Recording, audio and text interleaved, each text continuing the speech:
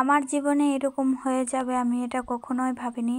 আমার দোষের কারণে আমার বউকে হারাতে হলো, যে কষ্টটা আমি কাউকে কোনোদিনও বোঝাতে পারবো না। পরিবার থেকে সম্বন্ধ করেই আমাদের বিয়ে হয়। বাবা আমাকে বলছিল, চল আজকে একটা মেয়ে দেখে আসি। তো মেয়েটা দেখতে আমি তাদের বাসায় গেলাম। তো আমার খুবই ভালো লাগছিল। দুই পক্ষের কথা বলা শেষ হলে আমাদের বিয়ের দিন তারিখ ঠিক করা হয়। তাতে আমিও অনেক খুশি ছিলাম, কারণ মেয়েটা আমার মনের মতো হয়েছিল।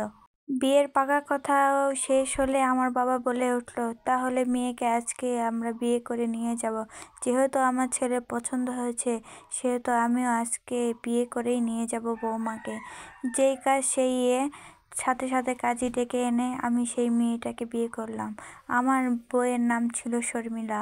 তা আমি অনেক খুশি ছিলাম, কারণ আমার এত সুন্দর বউ হবে সেটা আমি খুবই খুশি ছিলাম। এক পর্যায়ে আমাদের বিয়ে হলো, আমি তাকে বাড়িতে নিয়ে এলাম। আজকে আমাদের বাসর রাত। সে আমাকে বলছিল, আপনি কোনোদিন কোনো মেয়েকে ভালোবেসেছিলেন? তার এক বাক্যে উত্তর দিয়েছিলাম, না।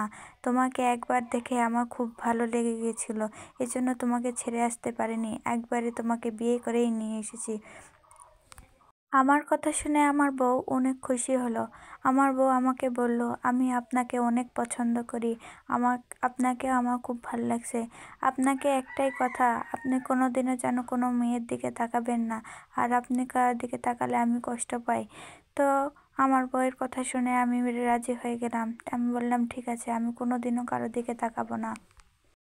সেদিন আমি তার চাচাতো বোনের সাথে কথা বলার সময় সে আমাকে দেখে নিয়েছিল এবং আমাকে জড়িয়ে ধরে বলেছিল, আপনি কেন ওই সাথে কথা বলেছেন? আমি তো আপনাকে বারণ করেছি, আপনার কথা বললে আমি অনেক কষ্ট পাই।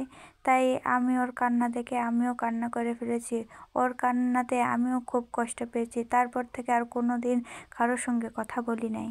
কিছুদিন পর বউ আমাকে বলল, আমি মা হতে চলেছি। সেটা শুনে তো আমি খুবই খুশি হলাম। আমি আনন্দে তাকে কোলে নিয়ে গোটা বাড়ি ঘুরে বেড়ালাম। আমরা খুবই দুইজনে খুব সুখে ছিলাম, খুব আনন্দে ছিলাম এবং খুবই এভাবেই কিছুদিন কেটে যায়। তারপর 6 মাস হলো, আমার বউয়ের পেটে প্রচণ্ড ব্যথা হলো। সে আমাকে বলল, আপনি কোনোদিনও কাউকে ভালোবাসবেন না, আমি যদি মারাও যাই কোনোদিন কাউকে বিয়ে করবেন না।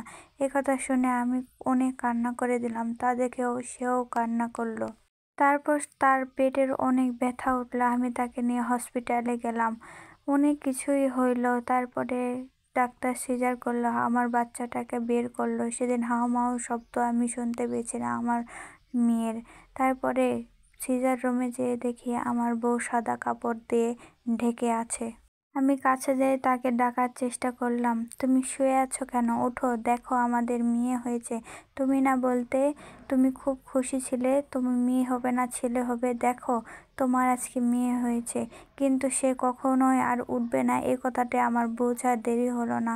আমি হাউমাউ করে কাঁদতে লাগলাম। আমি বললাম, তুমি কেন আমাকে ছেড়ে গেলে? তুমি না আমাকে বলেছিলে তুমি আমাকে কখনো ছেড়ে যাবে না? তাহলে আজকে কেন ছেড়ে চলে গেলে? দেখো আমি কান্না করছি, তোমার কি একটুও কষ্ট লাগছে না? তুমি নীরব হয়ে শুয়ে আছো কেন? আমার বউ আমাকে বলেছিল যে, তোমাকে জড়িয়ে ধরে না থাকলে আমার কখনো ঘুম আসে না। তো তোমাকে আজকে আমি বলছি, তুমি ওই কবরে যাই কিভাবে একা শুয়ে থাকবে, আর আমাকে না ছাড়া তুমি কিভাবেই বা থাকবে? মনকে অনেক সান্ত্বনা দেওয়ার চেষ্টা করলাম, কিন্তু কিছুতেই মন যেন ভালো হয় না।